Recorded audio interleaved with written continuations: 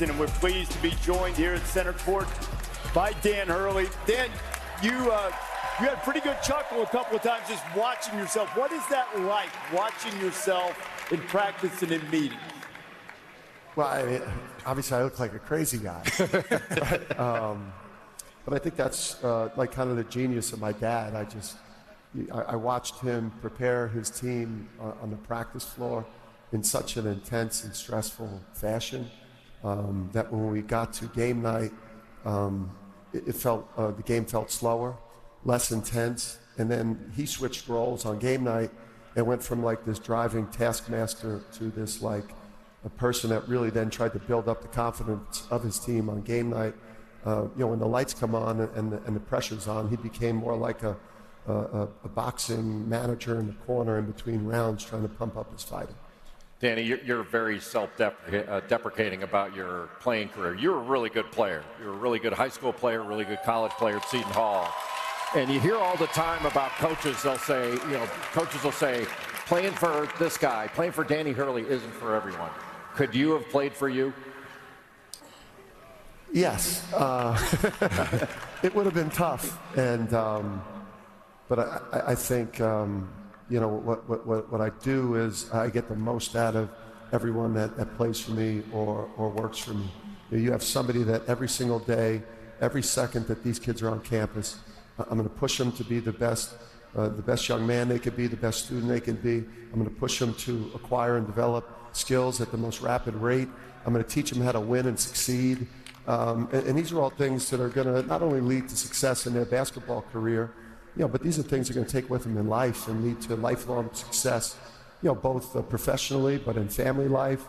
I try to model the right things with my wife, Andrea, who's my own personal head coach. But it's uncomfortable to play for me. I make you uncomfortable because I'm trying to get you to a level that you don't want to go to, and that's the role of a coach. Coach, you're talked about being crazy, but I think there's a different side to you because when you saw this sign and you walked out, it kind of got you for a second. What? I had a question for you, but I got to ask you about this. What did this one mean to you? Yeah, this guy right here. I got my son Danny, who is back in Jersey. He deals with me on a macro level, big picture stuff, and then I got Andrew, who's. Senior night's going to be tough for me, an emotional night, because it's meant so much to me to spend this 4 years with them. He's been such an integral part of the locker room and the team, and I'm not going to cry right now, because I can't let Villanova see me look soft. But you almost got me, bro. You almost got me, bro.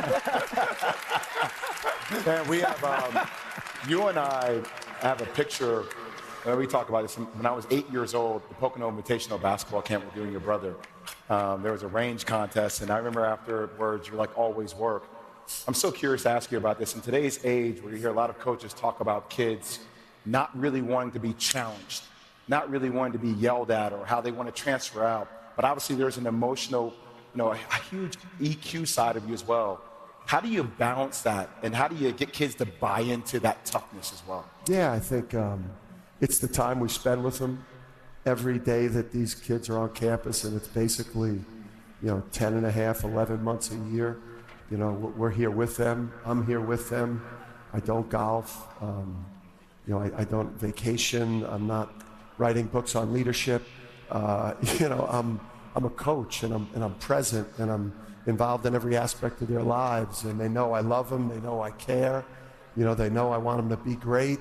They know that I'm going to be their biggest supporter in tough times, and I think it's a relationship thing. It's a time spent thing.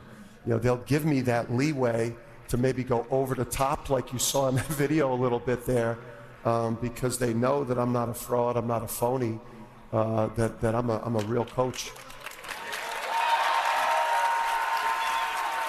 And I witnessed that. I sat in that film session after the Creighton game. And in Danny Hurley's words, it was brutal.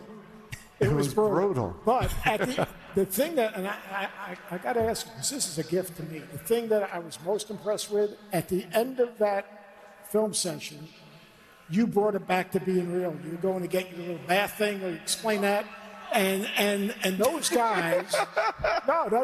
But the amazing thing about it, those guys were like, they were with you every second of it. Like, I walked out of there going, these guys love this guy. Mm-hmm.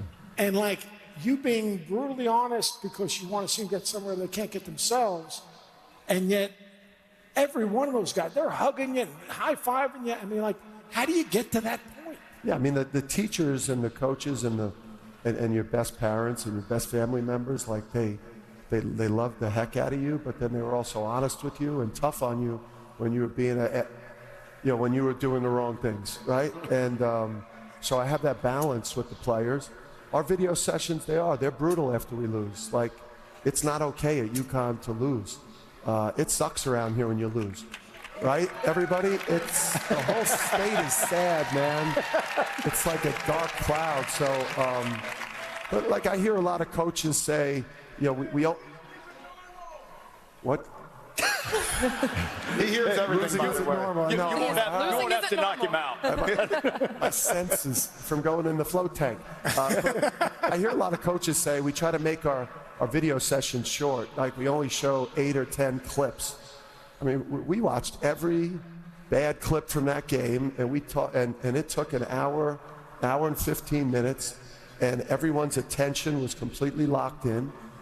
Because that's what we do. The way we work, the way we prepare, it's championship level.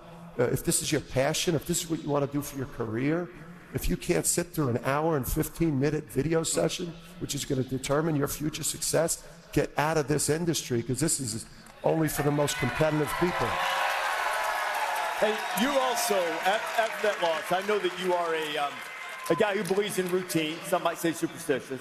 So what changed? Did you move anything? Did you change anything after the loss was great? Is anything change? What? It's actually a little bit freeing in a way. That's the only positive, because last year I had the Dragon underwear.